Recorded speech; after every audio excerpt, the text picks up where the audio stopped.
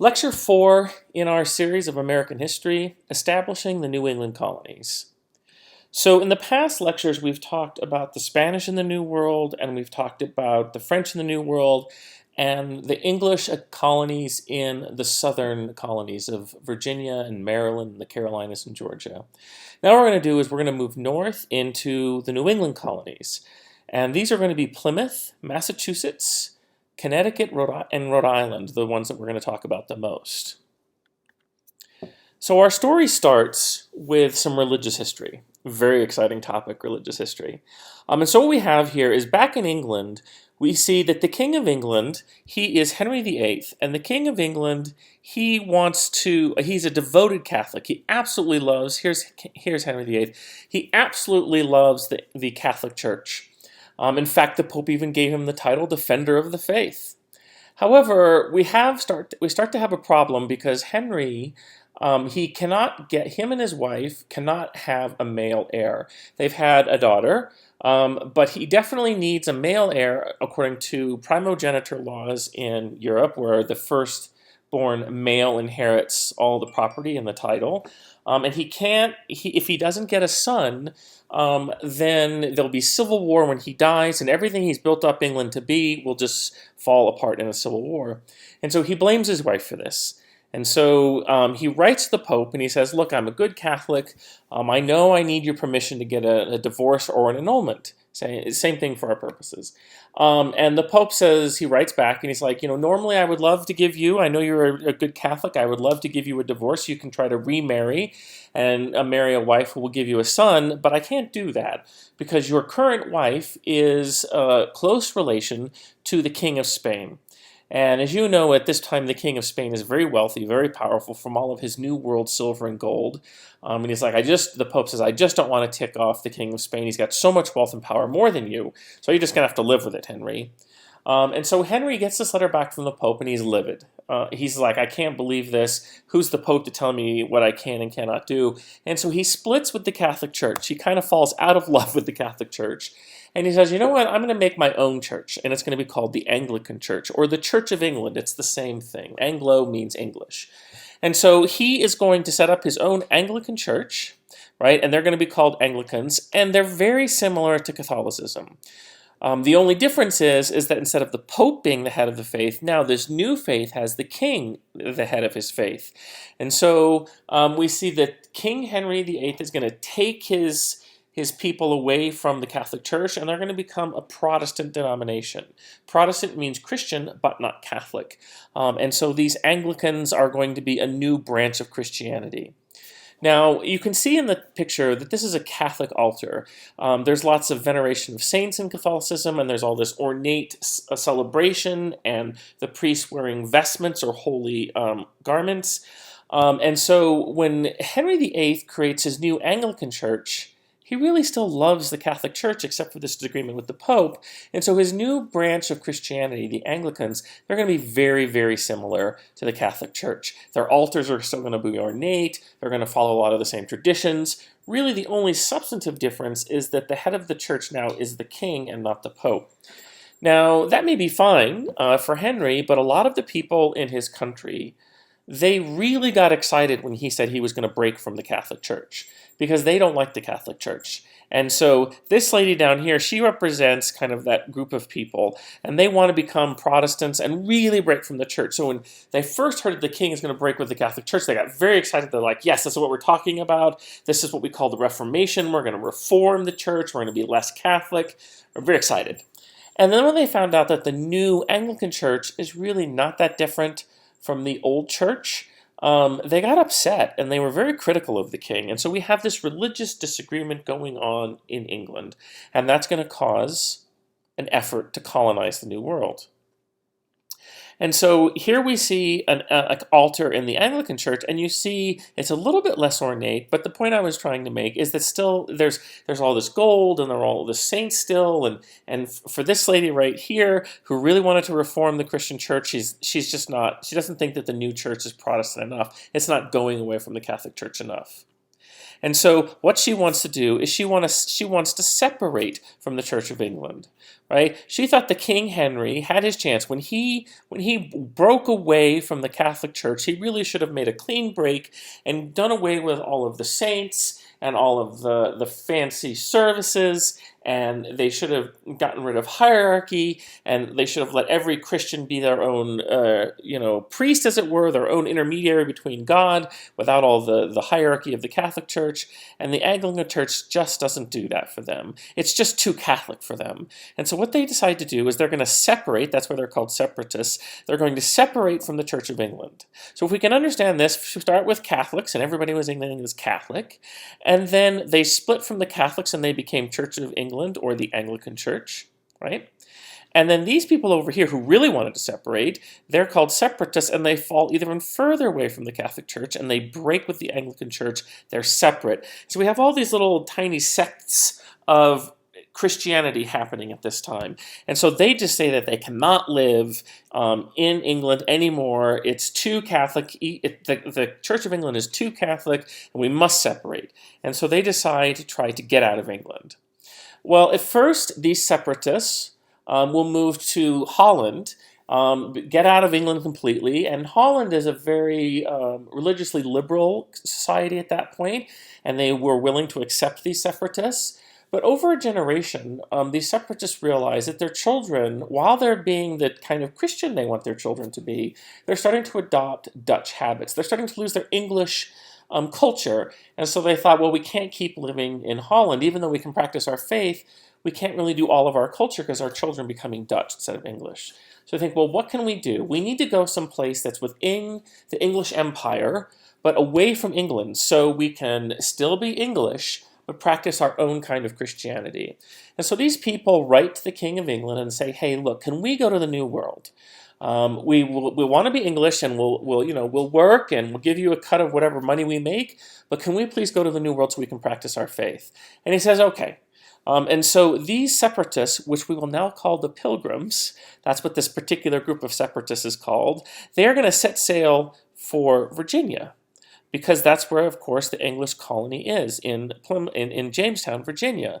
But as they're on their way, their boat gets blown off course by a big storm, and they reach here instead of Virginia, which is technically outside the colony of Virginia, which used to be this big. And so they land there, and the captain is like, well, let's just take a break from these storms, and we'll reprovision, we'll get some fresh water, we'll see if we can find any venison or food, and then make our way back down to Virginia. But these pilgrims, these separatists, have had enough. They're like, we are not getting back on that boat. We almost died on that boat in the storm. We're going to stay right here. And so what they find themselves in the New World, but away from the English colony of Virginia. And so they're in this place with no government whatsoever, separated from a whole bunch of people, from Mother England and from the English colony of Virginia. Now, their goal in the New World, either when they were going to find some isolated location in Virginia, or definitely now that they're up here in their own kind of new area, their goal was to create a perfect religious utopian community. They wanted to go to the New World to practice their faith the way they wanted to be Christians the way they wanted to. Now let's contrast this with the people who first went to Virginia, the English colonists. They weren't coming to the New World for religious freedom. They came to make money, to rise up in society, if they were indentured servants, for economic opportunity. But here we have a colony founded for a completely different reason, for religious freedom. And so, like I said, they were blown off course, and when they land up here in what is today Massachusetts, they didn't have a government because they were outside the official government of Virginia. And so, you have to have a government. And so the organizers of the colony, the religious leaders of the colony, they sat down on their boat, and before they completely offloaded everything, they said, we need to set up some kind of a system of government. We need to have some kind of an agreement so we don't just disintegrate into lawlessness and chaos. And so what they did is they set up a compact, or an agreement, which is what compact means. And it's named after the boat they were on, the Mayflower, the Pilgrims and the Mayflower. And so the Mayflower Compact is not a constitution. It doesn't say exactly how many branches of government there are going to be, and it doesn't say how laws are going to get passed. It's more of just a binding agreement. And it says, in the name of God, amen. So right here we can see that they're going to be a religious utopian community because they're using religious words here. They say, we whose names are underwritten, the loyal subjects of our king, right, having undertaken for the glory of God and advancement of the Christian faith and honor of our king and country, and voyage to plant the first colony in the northern parts of Virginia, and of course we know that they're not really in Virginia anymore, do by these present solemnly and mutually is an important word here, we're going to come back to it, and in the presence of God and one another, covenant and combine ourselves together into a civil body politique. And what they're saying here, basically, is that we are going to just join together as a group of religious people, and we are going to make decisions together. And so what we have here is the first real democracy that we see among the English colonies in America. Demo, meaning people, like government of the people is what it means. And so they have starting a tradition that will last for a long time in New England of having the people come together and make decisions as a group in these little towns that set up. And so these town halls, or these city governments, what they'll do is they will make decisions as a group. And so we're seeing that this democracy is going to be set up from the very beginning in New England, and that's what England is known for, is a very localized democratic government. We can contrast this with the government of the South of Virginia, Jamestown, because that was at first run by a company, so that's not very democratic at all. The bosses tell you what to do. And then and that wasn't working. If you remember, John Smith came along and kind of ruled as a dictator, as an iron fist. That's not democracy. And eventually we had talked about in our last set of notes that the South does get a democracy in 1619 when they set up the House of Burgesses, which is kind of a representative government where people elect people to make decisions for them, which is somewhat democratic. But here we even have more democracy where the people themselves are not going to elect anybody. At the very beginning, they're going to make decisions as a group of people. Of course, what does this mean? They're going to make decisions as a group. That meant that if you were over a certain age, white, male, and a church member, and a property owner, you had a voice in the local town government where you made decisions. Now today we would say that's not very democratic at all. It didn't include women, it didn't include Native Americans, it didn't include non-church members, it didn't include poor people. But in the beginning, this is very democratic for the world as a whole. Much more democracy than you'll see back in England or you'll see in France or Spain. And so it's the beginnings of democracy. And of course, over time, that democracy will expand in America, but that's into the future.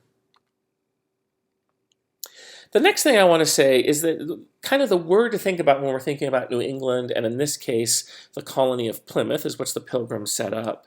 Plymouth colony, it is going to be very community-oriented. They come as families, after all, and they set up together a group together.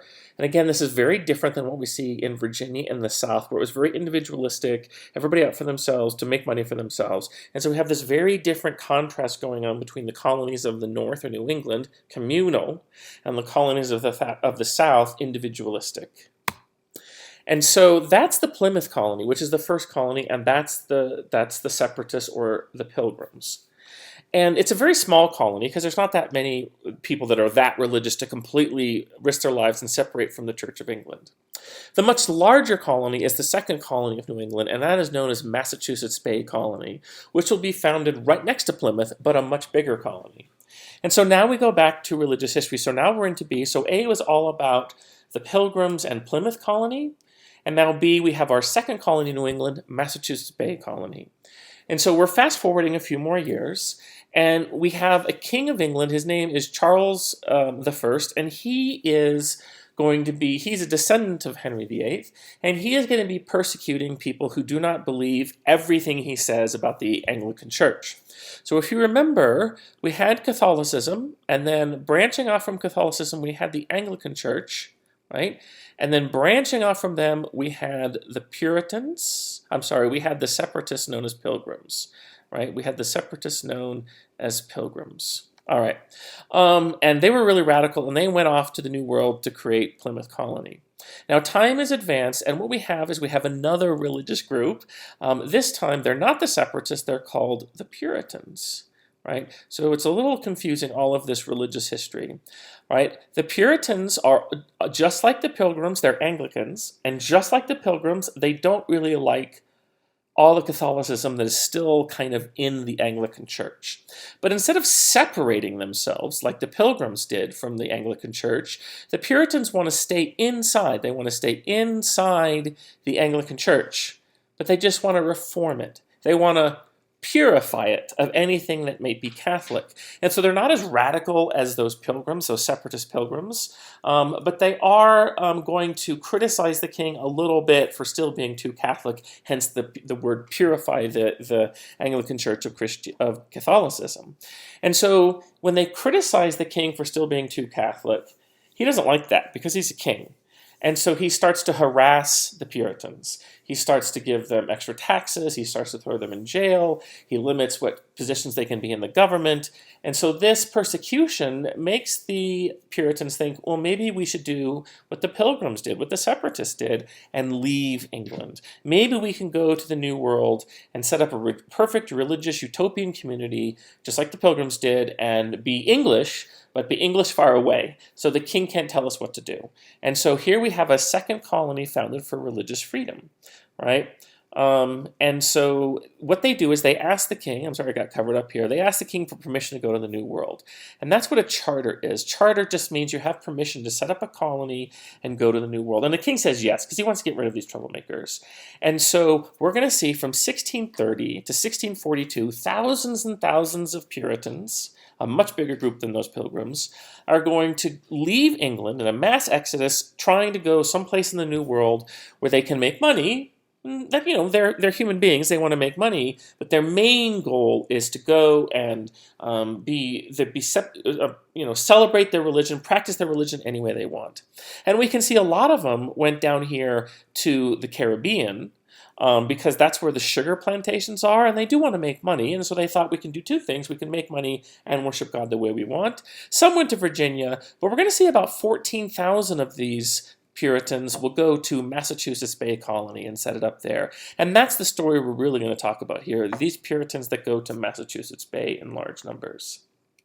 Now, just like the Pilgrims, these Puritans will move in large numbers as families because they're coming to the New World to set up a perfect utopian religious community. They're here to stay. They're not here to just get rich and go back home.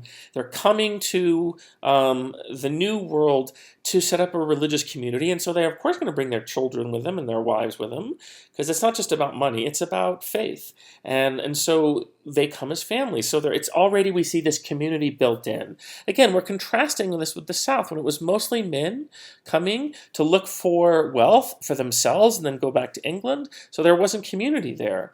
Even indentured servants came over, mostly men. And so it's really hard to have a lot of families when you have mostly just men.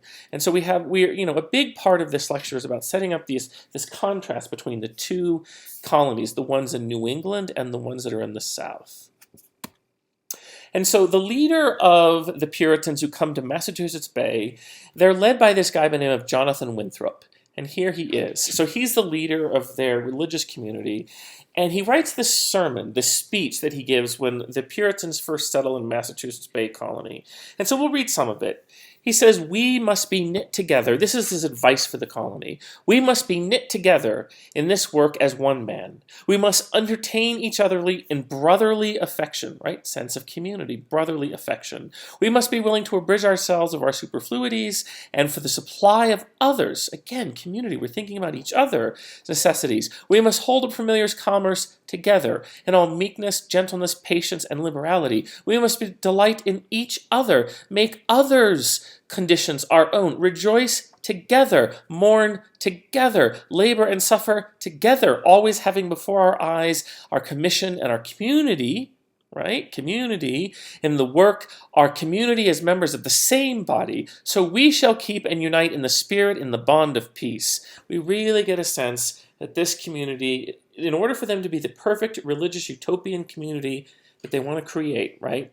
They want to create this perfect religious community where everybody is in brotherly affection, supporting one another for God, right? So we see this tight-knit community developing. For we must consider that we shall be as a city upon a hill. The eyes of all the people are upon us, so that if we shall deal falsely with our God in this work we have undertaken, and so cause him to withdraw his present help from us, we will be made a story and a curse word, a byword throughout the world. So there's a lot of pressure here. So the gist of this is we're going to come together and create a community, and if we fail, then we are going to cause everybody to not just ridicule us, but they're going to ridicule God and Christianity. So we have to be the shining city upon a hill that the whole world can see, and we will be exceptional, and we will be a model for everybody to follow. And so we see this kind of, from the very beginning, Americans today have this idea of American exceptionalism, that we are some chosen people, that our country is the best and should lead the way, and the rest of the world should follow. And so that starts really here at the beginning with the Massachusetts Bay Colony, this idea that we are exceptional and that we shall be as a model for the rest of the world. And so let's talk about the results of that community. And so whether we're talking about Plymouth with the Pilgrims, or we're talking about Massachusetts Bay with the Puritans, they have community. The first thing they do is they chop down some trees, they clear some space, and they create what is known as a village green, which we see right here. A village green is a communal place, an open kind of park-like place in the middle of their town that all the people come together. They come together for militia training when they, arm themselves to defend the town. They come together for weddings. They come together for celebrations. They each can graze their cows on the village green. It's owned by all. And so here we see this sense of community.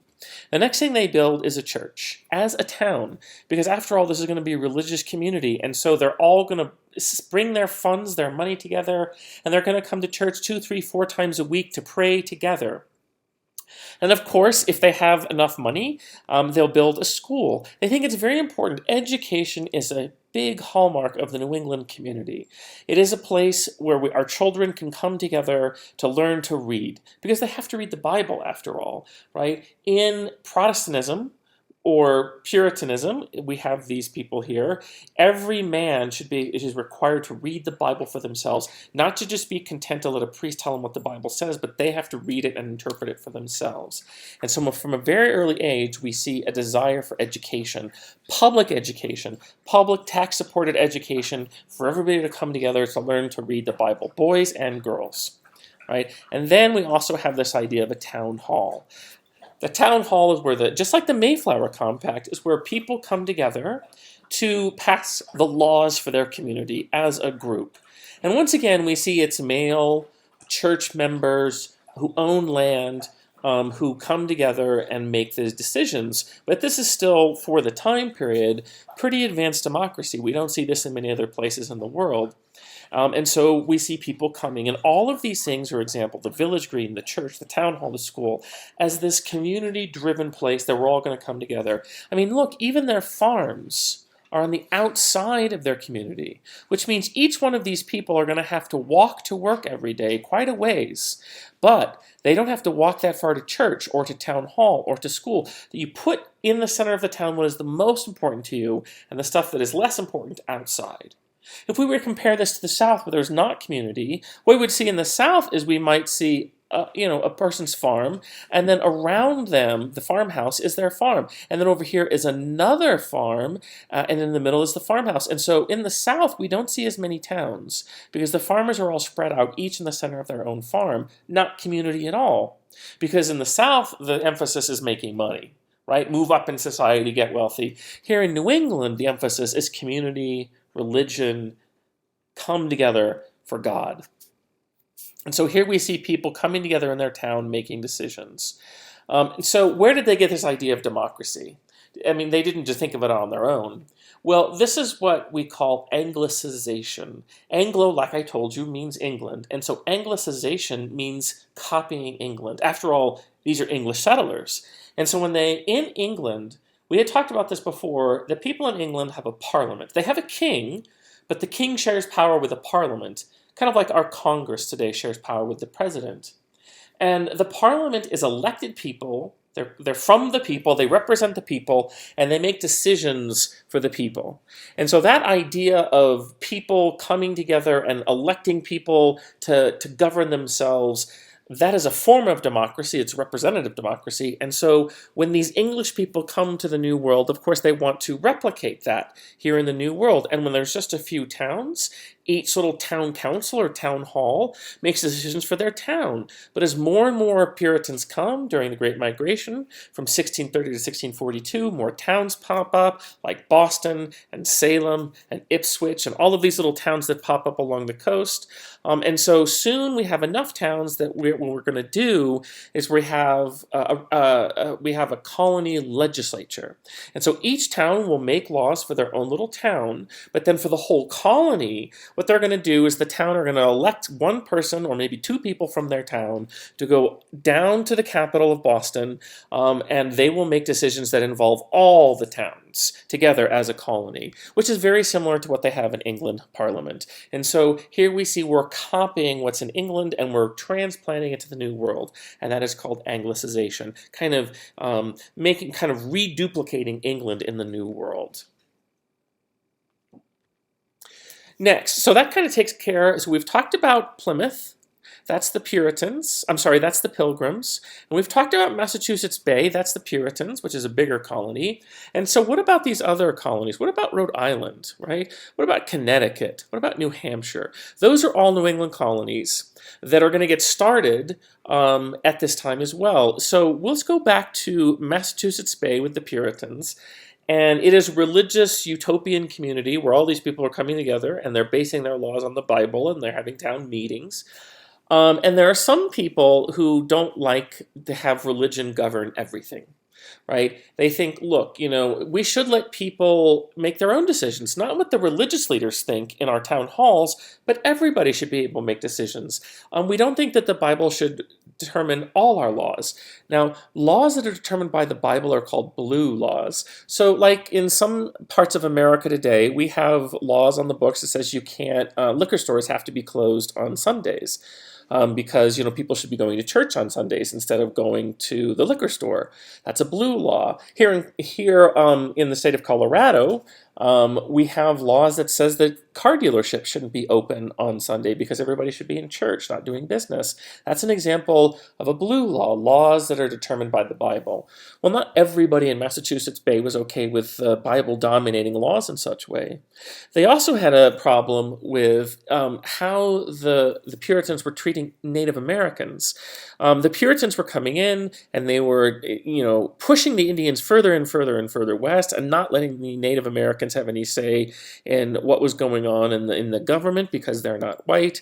And so some people in Massachusetts thought this was wrong and we should treat the natives fairly because we're all children of God. And so there was dissent rising up. Now the person, let's give a name to this person who's leading this. His name is Roger Williams. And so here is Roger Williams here and also in this picture trying to treat the natives fairly. And so he stands up and says, this is wrong. This utopian community isn't working. We're not doing things right. And so the religious leaders of Massachusetts Bay kick him out of the colony. They say either leave or die. Either leave or we're going to kill you. And so he goes and lives with the natives for a while and they accept him because he's treated them fairly. And then he takes his followers and they go here and they set up a new colony called Rhode Island. Right? And Rhode Island, he says, okay, I'm going to restart, and we're going to set up a colony where people are treated fairly no matter whether they're Christian or not, whether they're white or not. And so Rhode Island, that gets its start, again, for freedom. Not so much religious freedom this way, although you can be whatever religion you want to be, but freedom for all doesn't have to be just religious. It could be, freedom based on your ethnicity or your gender. And so we see that Rhode Island is kind of another one of these colonies that is set up for religious freedom, but also other kinds of freedom too. There's going to be no official tax-supported church, which means that whether you live in Plymouth or whether you live in Massachusetts Bay, everybody was supposed to go to either, if you're in Plymouth, the Pilgrims Church, or if you're in Massachusetts Bay, the Puritan Church, and everybody had to pay money for that church. The tax money, it's called the tithe. Well, Roger Williams is like, no, people should be able to practice whatever faith they want, and if you're not a Puritan, you shouldn't be forced to pay money to the Puritan church. That's called an official tax-supported church. And so he says, no, in my colony, you can be a member of any church or no church, and you don't have to pay some of your tax money to this official tax-supported church. So it was a fairly liberal colony for the time being. He also says that all males can vote. You don't have to be a church member. So again, even more democracy. Now, not women yet, and not Native Americans yet, but we do see democracy expanding in our island. The other colonies we will talk about later, but the people, we'll just talk about them now. Massachusetts Bay, it's getting so popular with all this great migration that people keep pushing west and west, and so some of them decide to move down here into Connecticut and create a new colony in Connecticut, and the same thing happens here with up in New Hampshire, right? A new colony is going to be created with all these Puritans moving in. Maine is going to be a part of Massachusetts for a while. All right, so that's it for the New England colonies being created, being founded. And so let's now talk about the economic history of Massachusetts Bay. Massachusetts is fairly far north, and they have short summers, short, hot, humid summers, and then fall comes pretty quickly, and then they have long, brutal winters. So because of that, you cannot grow cash crops. I mean, the people in Massachusetts would have loved to grow tobacco as a cash crop and make money. Just because they're religious doesn't mean they're opposed to making money. But it's just too cold of a climate, too short of a growing season to grow tobacco. Plus, the soil is not rich. It's very rocky. The bedrock, right, the solid part of the earth is very close to the surface. There's not a lot of topsoil there. And so it's just too rocky to grow a lot of cash crops. Now, you can grow corn and you can grow wheat and other crops like that. But for the most part, we're going to see that people did farm because they have to feed themselves, but they're subsistence farmers.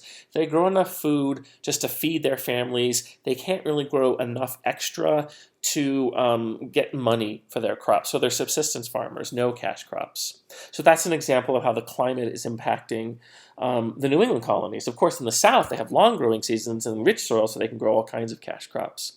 Let's talk about the labor system. Well, since they came as families, we do see indentured servants come to New England. We absolutely do. But we don't see as many indentured servants come to New England as we saw come to the South. The South has a tremendous, insatiable need for labor because they're growing all those cash crops, right? The more labor you have, the more land you have, the more wealthy you are. But here we see that the labor is primarily going to be done by these large families, right? They came as families, and God said, be fruitful and multiply, and so they have very large families. And we see that in New England, they're not as tropical as the South, and so they don't have as much malaria as they do in the southern colonies. And so it's a fairly healthier climate to live in. And so the families are large, and they don't die off as much from disease. And so that makes the population grow much faster. And so we don't really need to import indentured servants that much. We have our children to work for us, which after all, if you're a farmer, that's incentive just besides religious reasons to have a large family with lots of kids. And so we see family labor is the major labor system. We do see indentured servants, like I said, we're going to see that in all the colonies, but not as many as we might see in the South because we already have a labor supply.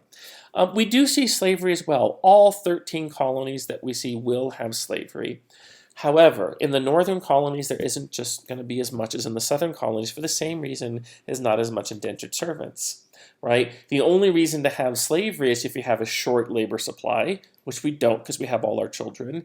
And another reason for slavery is you need to have their labor on these large plantations to grow cash crops, which we can't do in the North. And so we just don't see slavery take off that much in the North. Now, where we do see slaves is we do see there is a fairly large amount of slaves in the port cities on the docks. That, loading and unloading those boats is very labor intensive. Also, building boats is labor intensive. And so we will see some slaves in the port cities working as dock workers and shipbuilders, sometimes as servants for wealthier families, house servants. But for the most part, we're going to see slavery and more indentured servants kind of the further south you go, not as much in New England. All right. Next, we need to know that New England has what we call a mixed economy, which, as you might imagine, it means that they have all kinds of different ways they make money. So let's talk about that. One of the ways they make money is that by forestry, by lumber industry.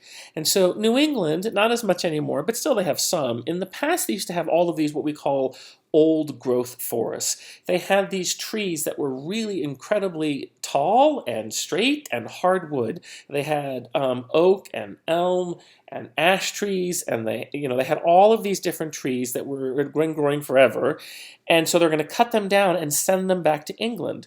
Now, England, of course, is an island nation, as you can see, and England is just starting to establish her empire. And so England is a maritime empire. They're not a land-based empire because they're an island, and so they're just starting to build ships and ships and ships to go out and conquer the world, and to conquer the world, and then to control the world that they conquer, they need to have lots of ships. But the problem is England has long since cut down most of her trees that you can use long, tall trees that you can use for masts on ships and for the siding of ships. And so this becomes a bustling industry for the New Englanders. They cut down their trees and send them back to England. And so New England is now tied into the English imperial economy because of the lumber industry. Next, we see that this is the Grand Banks right up here, going all the way up into what is today Canada. And there are these codfish that swarmed in schools of millions at this time. In fact, there were reports of people fishing off the coast of New England and Canada in these schools of codfish, and the fish were so thick that it would stop the boats dead in their tracks. They just couldn't get through the schools of fish.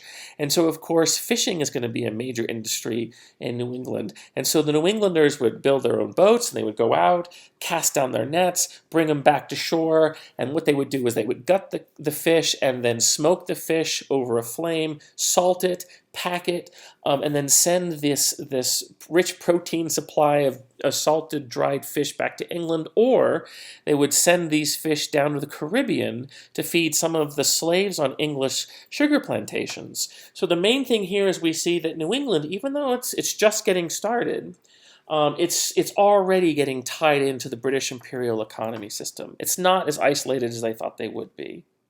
And of course, shipbuilding.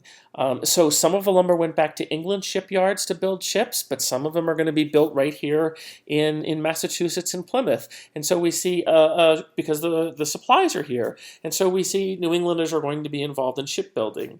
And then since they have the ships, they're also going to be involved as merchants. And so a lot of the ships that would go from Boston carrying fish and wood to England, right, they're going to be owned and operated by merchants from Boston. The ships that would carry the fish down to the sugar islands of the Caribbean would be owned by merchants from Boston. And so we see that we have all of these different ways they're making money. That's why it's called a mixed economy. Now, the raw materials would go to England, as we see in this arrow here, and then once we sold, so if I'm a Boston merchant and I take my fish or my lumber, whatever, and I sail it to England, that's a raw material. It's something gathered from the earth. I will trade it for something that's a finished good, because England is just now starting its early industrial revolution. They're just starting to make machines, and they're starting to make more finished goods. And so here we see some porcelain or some tea that may have come from another part of the globe or whatever. And so we're going to bring finished goods back to Massachusetts. And so lots of trade going on back and forth. So let's now talk about the triangular trade. This is the first time we've talked about this. So the triangular trade, as you can see in the map, it's an example of trade routes that went from the Americas to Europe to Africa, back to the Americas. Now, New England merchants, even though there's not that much slavery in New England because of the climate, the people who own the boats are going to be New England merchants. And so these New England merchants are going to they're going to go to the southern colonies perhaps, and they're going to pick up tobacco from the southern colonies or sugar from the Caribbean, and they're going to sail that tobacco and sugar, later on it'll be cotton, but not yet, to England. And the people in England are then going to trade it for finished goods, textiles, rum, manufactured goods, and those New England merchants are going to sail those goods down to the coast of Africa. As we've talked about before, those goods are going to be sold to West Africans, who are then going to sell human beings to the New England merchants, who are then going to take those human beings either as slaves to the Caribbean or the South and exchange them for sugar and tobacco, and then back to New England, and then every stop of the way we're going to see them, making money every time they stop. And so the point here is that New England merchants, even though we don't see that much slavery in New England, they are definitely heavily part of the slave trade as the merchants and the people who own the boats that are on the slave triangle. So that's it for part one. We will come back to part two, and we'll talk about the political relationship that develops between England and the colonies as the colonies become more and more successful.